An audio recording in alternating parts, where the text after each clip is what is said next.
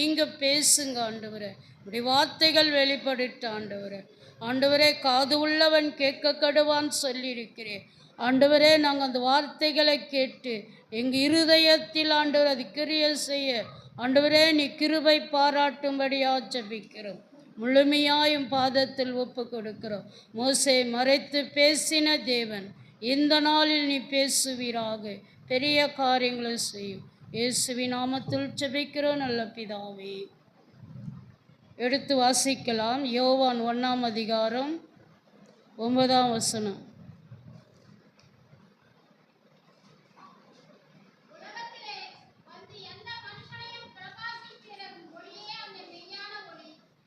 போதும். உலகத்திலே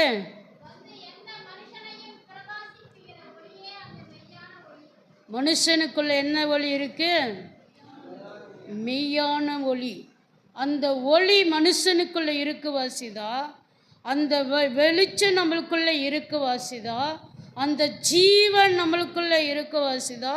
இந்நாள் வரையிலும் எப்படி இருக்கிறோம்? ஜீவனோடு இருக்கிறோம், பலனோடு இருக்கிறோம். ஆண்டவர் சொல்றாரு, அந்த மெய்யான ஒளி நம்மளுக்குள்ள இருக்கு வாசிதா. இந்நாள் வரையில நம்மளை ஆண்டவர் வழி நடத்தி வருகிறார். அந்த மெய்யான ஒளி நம்மளுக்குள்ள வருவாசிதா ஆண்டவர் நம்மளை வழி நடத்தி கொண்டு இருக்கிறார். மனுஷனுக்குள்ள இருக்கிற அந்த ஒளி, கர்த்தர் அனுப்பின அந்த ஒளி, மண்ணால உருவாக்கப்பட்ட நம்மளுக்கு அந்த ஜீவ சுவாசத்தை கொடுத்தார் பாரு, அதுதான் மெய்யான ஒளி. அந்த ஜீவன் பிரியம் வரையிலோ அது நம்மளுக்குள்ள பிரகாசித்து கொண்டிருக்கும், அது நம்மளுக்குள்ள வெளிச்சமாயிருக்கும். அந்த மெய்யான ஒளி நம்மளுக்குள்ள வரும்போது நம்ம வாழ்க்கையை பிரகாசிக்கும். வாழ்க்கையில பெரிய பிரகாசத்தை பார்க்க வேண்டுமானால் நம்மளுக்குள்ள இருக்கிற வெளிச்சத்தை இருளாகாதபடி எச்சரிக்கையாக இருக்கணும். அந்த வெளிச்சம் இருளாகாதபடி எச்சரிக்கையாக வாழ வேண்டும். ஆண்டவர் கொடுத்த அந்த மெய்யான ஒளி, நம்மளுக்குள்ள பிரகாசிக்கிற அந்த ஒளி, நம்மளை அனலாக்குற அந்த ஒளி, நம்மளை ஆண்டவர் வழி நடத்துகிற அந்த மெய்யான ஒளி இருளாகாதபடி நம்ம எச்சரிக்கையாக வாழ வேண்டும். ஆமென். எச்சரிக்கையாக வாழ வேண்டும். அந்த மெய்யான ஒளி ஆண்டவர் நம்மளுக்காய் கொடுத்திருக்கிறார். உலகம் பிரகாரம் அல்ல, ஆண்டவர் ஆவியிலோ உண்மையிலோ நம்மளுக்கு ஆவியானவர் கொடுத்த அந்த மெய்யான ஒளி, பிரகாசமுள்ள அந்த ஒளி நம்மளுக்குள்ள எந்த நேரமும் பிரகாசித்து கொண்டு இருக்கணும். சில முகங்கள் பார்த்தா இருளடைந்து இருக்கும், சில முகங்கள் பார்த்தா வெளிச்சமாக இருக்கும், சில முகங்கள் ரொம்ப சந்தோஷத்தில் இருக்கும். இருளடைந்த முகத்துக்குள்ள இருக்கிற அந்த ஒளி இருளடைந்து இருக்கிறது. ஆமென். அந்த ஒளி இல்லாமல் இருக்க வாசித்தா அவங்க முகம் எப்படி இருக்கிறது? இருளாய் மாறி போய் இருக்கிறது, இருளாய் மாறி போய் இருக்கிறது. அந்த மெய்யான ஒளியின் அனுபவம் அவங்க அதை அனுபவிக்காதனால அவங்க முகத்திலே தெரிகிறது அவங்களுக்குள்ள இருள் இருப்பதே. இருளில் அடங்கி இருக்கிறாங்க, இருளான வாழ்க்கையில் இருக்கிறாங்க, இருள் அவங்கள பற்றி கொண்டு இருக்கிறது. ஆண்டவர் கொடுத்த அந்த ஒளி நம்மளுக்குள்ள பிரகாசிக்கணும்னா நம்ம எச்சரிக்கையாக வாழ வேண்டும். நம்ம ஆவிக்குறை வாழ்க்கை, நம்ம ஜப வாழ்க்கை, நம்ம நடக்கிற வாழ்க்கையில் அனுதினமோ தேவனுக்கு நம்மளுக்கு ஒரு பிரகாசமுள்ள ஒரு வாழ்க்கை இருக்க வேண்டும். அந்த மெய்யான ஒளி நம்மளை பிரகாசிக்க பண்ணும். ஆவியில் அனலா எழுப்போம். ஆவியில் அபிஷேகம் உள்ள வார்த்தைகள் ஆண்டவர் நம்ம மேல் அனுப்புவார். அந்த மெய்யான ஒளி பிரகாசிக்கும் போது நம்மளை அறியாத தேவனை மகிமைப்படுத்த முடியும். ஆமென். அதே அதிகாரத்தில் 3ஆம் அதிகாரம் எடுத்துக்கலாமா?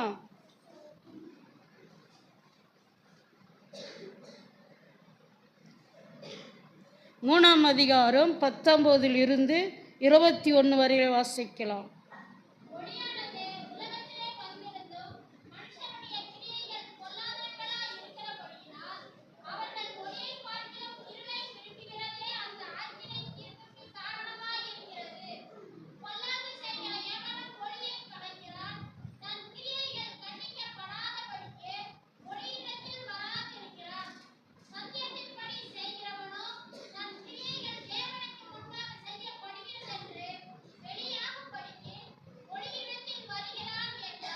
போதும்.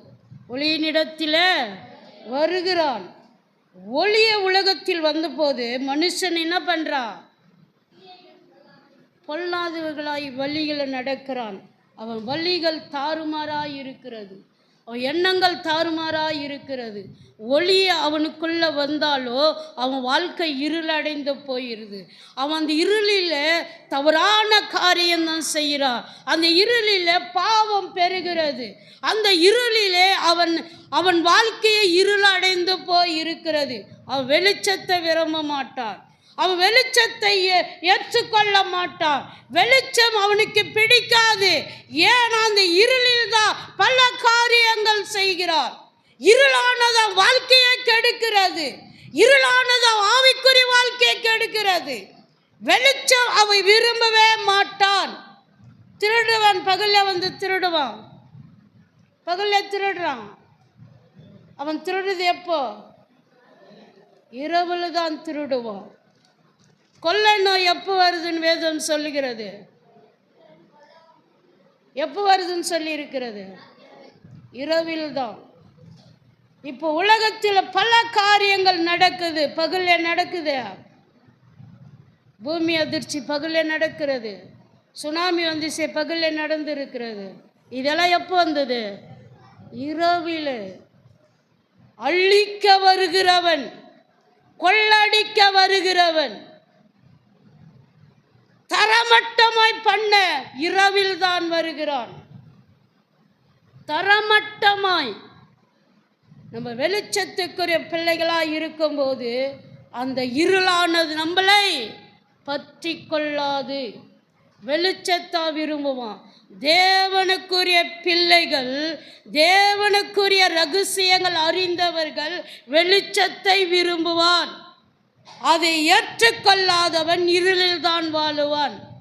இருளானதான் வாழ்க்கையில பல காரியங்கள் நடக்கிறது. இருளாம் வாழ்க்கை பற்றி கொண்டால் அவன் நரகத்துக்கேற்ற வழியில் தான் நடக்குவான். அவன் எங்க தீர்ப்பு வரும்? ஆக்கணிக்குள்ளா தீர்ப்பு வரும். அவன் இருவில் செய்கிற பாவங்கள், சாபங்கள், கொள்ளை நோய்கள், பல காரியங்கள் அவனுக்குள்ள வரும்போது அவன் எதில் நியாயம் தீர்க்குவான்? ஆக்கணிக்குள்ளா தீர்க்கப்படுவான். நம்ம வெளிச்சத்துக்குரிய பிள்ளைகள், நம்ம இருதயத்தில் வெளிச்சம் இருக்கிறதா? வெளிச்சத்திற்குரிய பிள்ளைகள் நம்ம, ஆனால் நம்ம இருதயத்தில் அந்த வெளிச்சம் இருக்கிறதா? வெளிச்சத்துக்குரிய பிள்ளைகள் இருதயத்திலே இருள் அடங்கி இருக்கிறது. ஏதோ ஒரு காரியத்தில் இருதயத்தில் இருள் இருக்கிறது. அந்த இருளானது வெளியே போனா நம்ம வெளிச்சம் உள்ள அனுப்பணும். நம் இருதயம் முழுமையாய் சுத்திகரிக்கப்படணும். நம்ம இருதயம் முழுமையாய் ஆண்டவர் ஆளுகை பண்ணும். நம்ம இருதயத்துக்குள்ள ஆண்டவருடைய மகிமை இறங்க இறங்க நம்ம இருதயம் ஆண்டவருக்கு முன்பாய் அது வெளியரங்கமாய் இருக்கிறது. அது வெளியரங்கமாய் இருக்கும் போது தேவனுடைய மகிமை, அவருடைய வல்லமை நம்ம இருதயத்தில் ஆளுகை பண்ணுகிறது. இருள் முழுமையாய் விலகி போகிறது. இருள் முழுமையாய் அகன்று போகிறது. நம்ம தேவனுக்குரிய பிள்ளைகள். இருளானது எங்கேயோ ஒரு வாரத்தில் அடங்கி இருந்தால் திடீர்னு என்று எல்லாமே இருளடைந்து போகும். வீட்டுக்குள் வந்தா அந்த சுவிட்சை போட்டாதான் வெளிச்சம் வீடு முழுவதும் இருக்கிறது. அப்படிதான் நம்ம இருதயமும். நம்ம இருதயமும் அந்த கொஞ்சம் இருளா இருந்தாலும் அந்த வீடு எப்படி இருளா இருக்கு, அப்படிதான் இருதயமோ இருளடைந்து போகும். அந்த இருள் அடைந்துட்டாய் ஆண்டவர் அதுக்குள்ள கிரியை செய்ய மாட்டார். பிசாசுதான் வந்து கிரியை செய்யும். இருள் யாருக்கு சொந்தம்? பிசாசுக்கு சொந்தம். அது அவன் எப்பவுமே பாரு பயங்காட்டுறது கூட ரவல் தான். அவன் கிரியை செய்கிறது ரவல் தான். அவன் செயல்படுகிறதெல்லாம் ரவல் தான். நிறைய பேர் அந்த இரவை பார்த்து தான் பயப்படுவாங்க.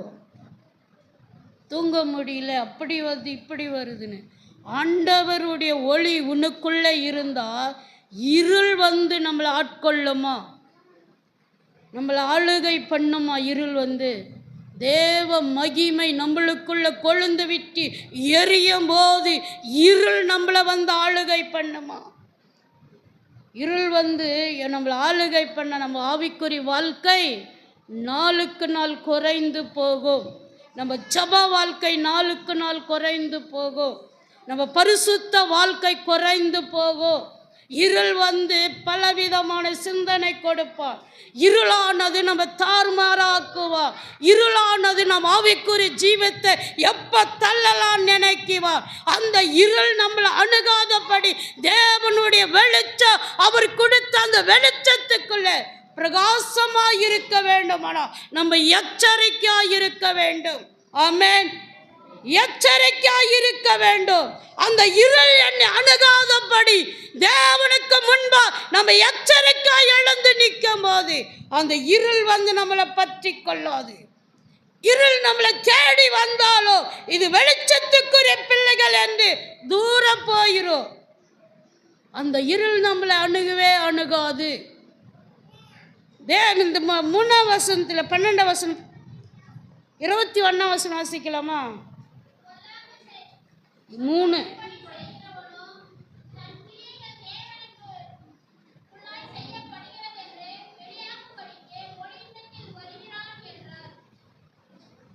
சத்தியமானது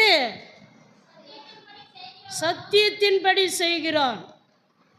படிமத அவன் கிரியைகளை அப்ப எதுல செய்கிறா? சத்தியத்துக்குள்ள. அவன் கிரியைகள் எல்லாம் எதுக்குள்ள இருக்கிறது? சத்தியத்துக்குள்ள இருக்கிறது. அவன் செயல்கள் சத்தியத்துக்குள்ள இருக்கிறது. அவன் நடமாட்டம் எல்லாம் சத்தியத்துக்குள்ளதா இருக்கு. அவன் பேச்செல்லாம் சத்தியத்துக்குள்ளதா இருக்கு.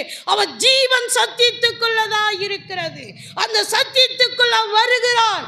அந்த சத்தியம் அவனை விடுதலையாக்குறது. அந்த சத்தியம் அவனை ரட்சிக்கிறது. அவன் வெளிச்சத்துக்குரிய பிள்ளை. அந்த இருளை அவன் கிட்ட வராதபடி தேவனுடைய வார்த்தையில் அடங்கியிருக்கிறான். ஆமென்.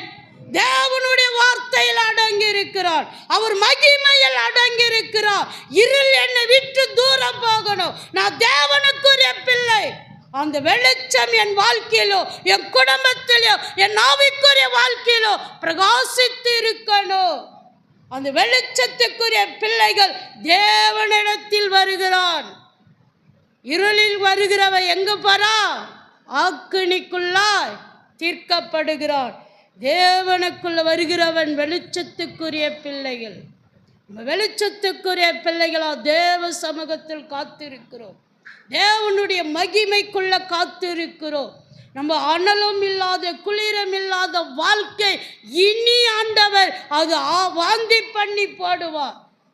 வேதம் தெளிவாய் சொல்லுகிறது. நம்ம அனல் உள்ள பிள்ளைகளாய் பிரகாசிக்கும் போது, அனலா நம்ம எழும்பும் போது ஆண்டவர் அந்த தேவனுக்குள்ளே நம்மளை வழி நடத்துவா.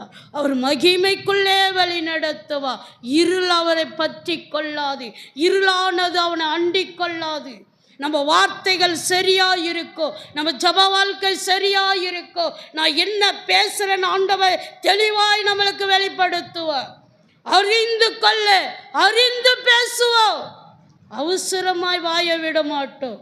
அவசரமாய் யாரும் காயப்படுத்த மாட்டோம். நம்மளுக்குள்ள வார்த்தைகள் புறப்படுதுன்னா அது கனமுள்ள வார்த்தைகளாய் புறப்படும். நீ எங்க இருக்கிற? வெளிச்சத்தில் இருக்கிற, தேவனுக்குள்ள இருக்கிற. தேவன் வழி நடத்துறா. உன்னை சத்தியத்துக்குள்ள வழி நடத்துறா. ஆவிக்குள்ள வழி நடத்துகிறா. உன் வார்த்தை ஆவிக்குள்ள பேசுற அந்த வார்த்தை பயனுள்ளதா இருக்கணும். ஒரு வார்த்தை கூட வீணாய் போகாது. நல்ல நிலத்தில் விழுந்த விதை அது எத்தனையாய் முளைக்கிறது. அவ்வளவு அந்த வார்த்தை பாரு, 30, 60, 100 முளைக்கிறது. அந்த வார்த்தை ஆண்டவர் விதைய குறித்து சொல்ல, வார்த்தை குறித்து சொல்லுகிறார். அந்த வார்த்தை அது 100 பெறுகிறது. நம்ம பேசுகிற வார்த்தை வாழ்க்கையில் 100 பெறுகிறது. ஒரு வார்த்தை பேசினாலும் அந்த ஒரு வார்த்தை அவங்க இருதயத்தில் இருக்கிற ஆயிரக்கணக்கான வேதனைகளோ கஷ்டங்களோ எண்ணி முடியாத பாரங்களோ ஒரு வார்த்தையினால் அது மாறி போகும். அது மாறினால் அவங்க எத்தனை மடங்காய் பலன் கொடுக்குவார்கள்? 100 மடங்காய் பலன் கொடுப்பார்கள். ஆமென், ஆமென். நம்ம சத்தியத்துக்குள்ள வழி நடத்த வேண்டும்.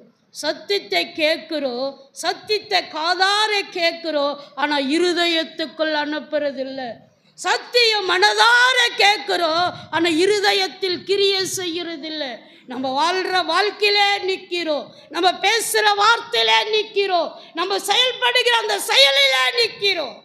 நம்மளுக்குள்ள மாற்றங்கள் வரணும். ஆமென், மாற்றங்கள் வரணும். தேவனுக்கு ஒரு வழியில் நிற்கிறவன் அவன் சத்தியத்தை அறிந்திருக்கிறான். அப்போ நம்ம சத்தியத்தை அறியலையா? சத்தியத்தை அறியல, சத்தியத்தை கேட்கல, சத்தியம் நம்மளுக்குள்ள இல்லை. அவர் கரத்தில் நம்மளால் ஏன் நிற்க முடியல? அப்போ நம்மளுக்குள்ள என்ன இருக்க? இருள் இருக்கிறது. ஏதோ ஒரு காரியம், ஏதோ ஒரு செயல், ஏதோ ஒன்று நம்மளுக்குள்ள இருக்கிற. அதனால தான் நம்ம இருதயம் முழுமையாய் வெளிச்சத்தை காண முடியல. அதனால தான் நாம் ஆவிக்குரிய வாழ்க்கையில் எழும்பி பிரகாசிக்க முடியல. ஒரு நாளைக்கு அனலாய் எழும்புகிறோம், ஒரு வாரம் அனலாய் எழும்புகிறோம். வார்த்தையில் அப்படியே கனமாய் கர்த்தருக்குள்ள மகிமையாய் நிற்கிறோம். திடீர்னு என்று எல்லாமே கீழே விழுந்து போகும். அந்த அனலும் போயிடும், அந்த அபிஷேகமும் போயிடும்.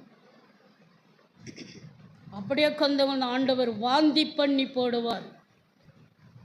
அப்படியே கொண்டவர்களை வாந்தி பண்ணிடுவாராம். வாந்தி பண்ணிட்டு அது எதுக்கான பிரயோஜனமா இருக்கா? வாந்தி பண்ணிட்டாரவே நம்ம வாழ்க்கை அவ்வளோதான், மண்ணோடு மண் ஆகிறது தான். நம்மளை அபிஷேகம் உள்ள பாத்திரம் ஆண்டவர் வைத்திருக்கிறார். நம்ம அனலாய் எழும்பி பிரகாசிக்கணும். சத்தியத்தை கேட்டு அதே வாழ்க்கையில் வாழக்கூடாது. நம்ம வாழ்க்கையில் மாற்றங்கள் வரணும். நம்ம ஆவிக்குரிய ஜீவித்தில் மாற்றங்கள் வரணும். நம்ம ஜெப வாழ்க்கையில் மாற்றங்கள் வரணும். ஜெபிக்க ஜெபிக்க ஜெபிக்க தரிசனங்கள் வெளிப்படணும். ஆவிக்குரியவன் ஆவிக்குரிய வார்த்தை தான் பேசுவான். ஆவிக்குரியவன் ஆவிக்குரிய சிந்தனை தான் வெளிப்படும். ஆவிக்குரியவன் தரிசனங்களை குறித்து பேசுவான். நம்மளால பேச முடியுதா? தரிசனங்களை பார்க்க முடியுதா? ஆவிக்குரிய வார்த்தைகள் பேச முடியுதா? உலக பிரகாரமாக தான் பேசுகிறோம், உலக பிரகாரமாக தான் நேசிக்கிறோம், உலக பிரகாரமாக தான் அன்பு கொடுக்கிறோம். ஆவிக்குரியவன் அவன் தனித்தே வெளிப்படுவான். ஆவிக்குரியவன் அவன் ரகசியத்தை ரகசியமாய் பேசினாலோ அவன் வார்த்தையில் வல்லமையும் கனமும் இருக்கும். ஆமென், ஆமென். ஆண்டவர் சொல்லியிருக்கிறார், வெளிச்சத்தை விரும்புகிறவன் அவன் தேவனிடத்தில் வரான். இருக்குதா இல்லை அந்த வார்த்தை? அவன் யார் இடத்தில் வரான்? அவன் எங்கே எழுத விரும்புகிறான்? வெளிச்சத்தை விரும்புகிறான். அவன் வெளிச்சத்தை விரும்புவாசிதான் தேவனுடைய சமூகத்தில் இருக்கிறான். இருளை விரும்புகிறவன் அவன் ஆக்கினைக்குள்ளா தீர்க்கப்படுவான்.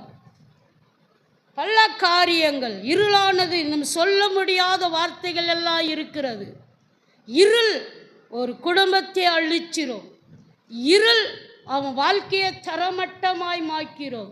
அவனால் எழுந்திருக்க முடியாது. அந்த இருள் ஒரு மனுஷனை ஆட்கொண்டா அவன் வாழ்க்கையே ஆளாய் போயிடும்.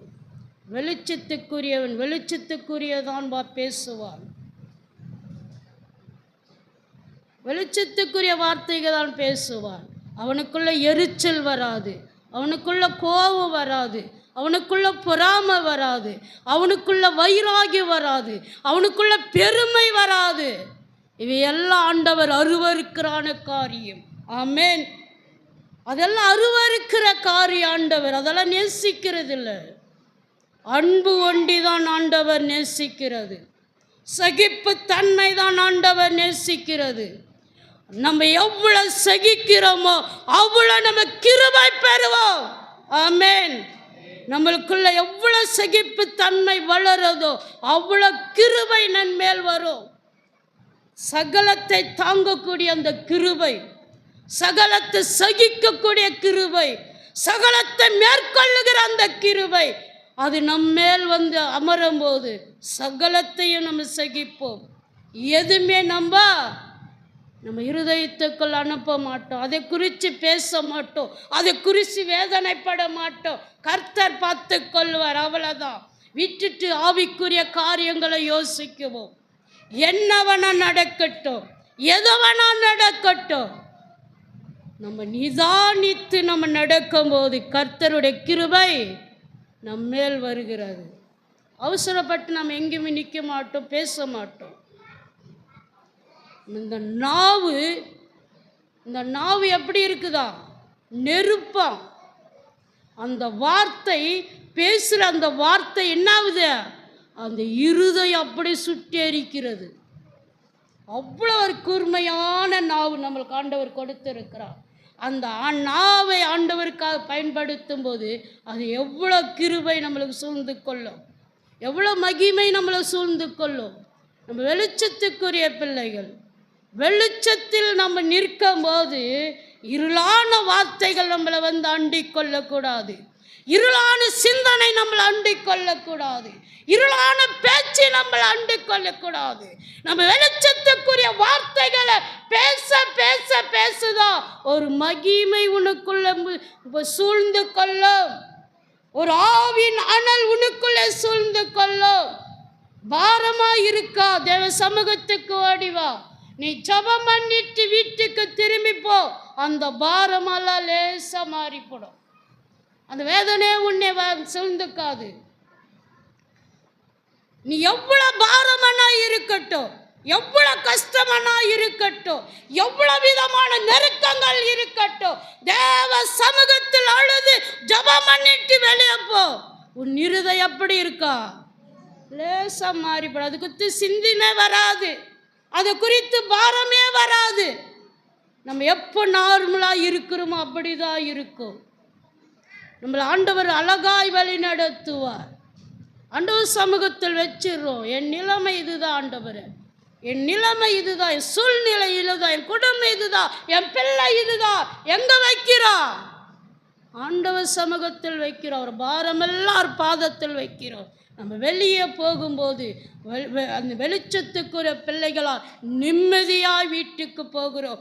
ஆமேன், ஆமேன். ஆனால் அது செய்ய மாட்டோம். அந்த வார்த்தை கொண்டு பலவிதமான காரியங்களால் குறித்து அதை பெருசாக பண்ணுவோம்.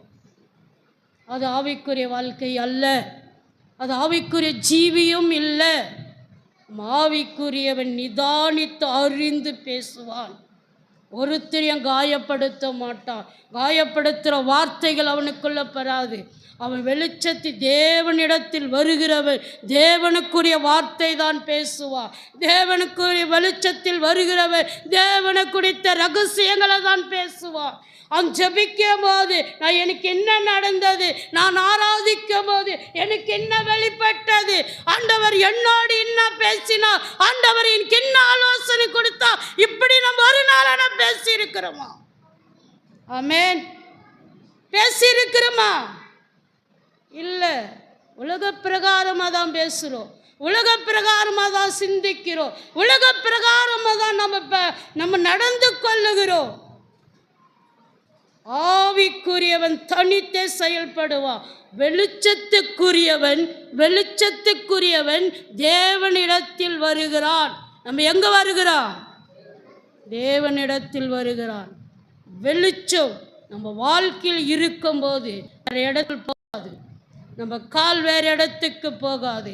கஷ்டமானாலும் சரி, வேதனையானாலும் சரி, எங்க ஓடி வருவா? எங்க ஓடி வருவா? தேவ சமூகத்துக்கு ஓடி வருவோம். அவருக்கு முன்பாக நம்ம மண்டிட்டு ஜெபிக்கும் போது, வெளியே போகும்போது அந்த வெளிச்சம் நம்மளுக்குள்ள பிரகாசிக்கும். அந்த வெளிச்சம் நம்மளுக்குள்ள அனலாய் மாறி போகும்.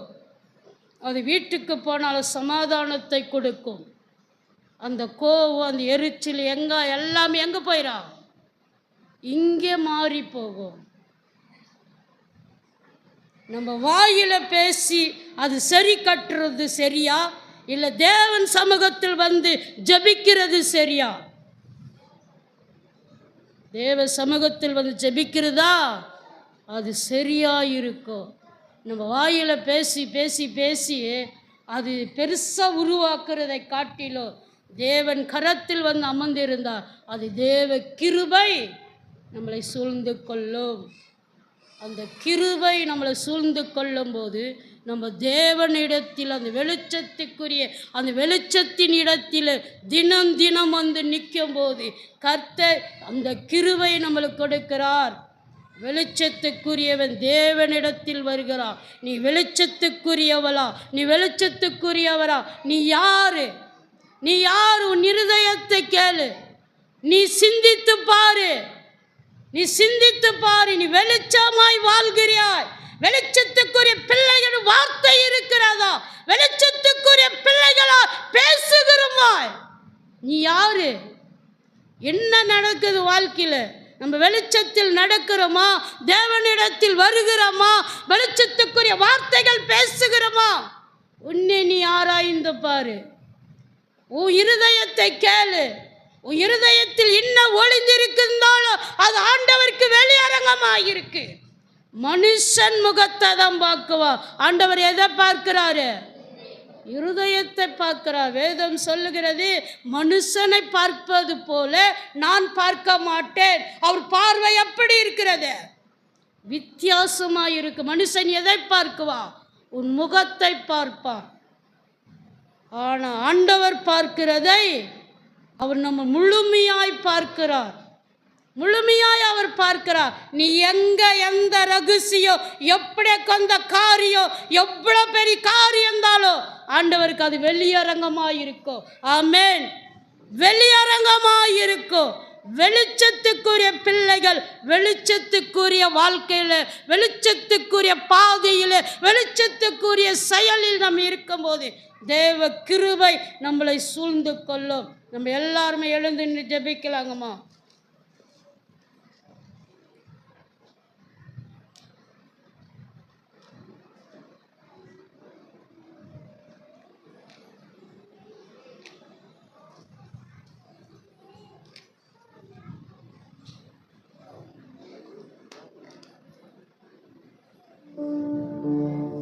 ஹல்லேலூயா, ஹல்லேலூயா.